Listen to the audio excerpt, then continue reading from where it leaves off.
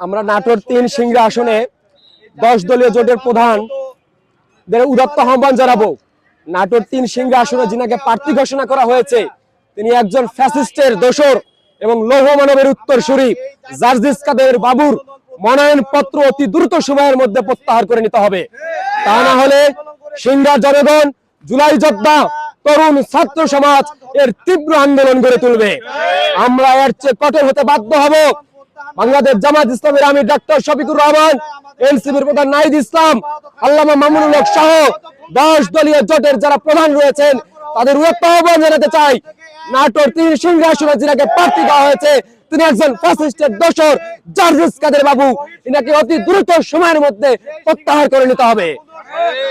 তা না হলে এই সিংড়ার জনগণ অতি দ্রুত সময়ের মধ্যে তীব্র আন্দোলন করে তোলা হবে। শুধু তাই নয়, পুরো সিংড়া অচল করে দেওয়া হবে। আমাদের দাবি অতি দ্রুত সময়ের মধ্যে মেনে নিন। আমরা যতক্ষণ পর্যন্ত আমাদের দাবি মানা না হবে ততক্ষণ পর্যন্ত আমরা এই রাজপথ ছেড়ে দেব না।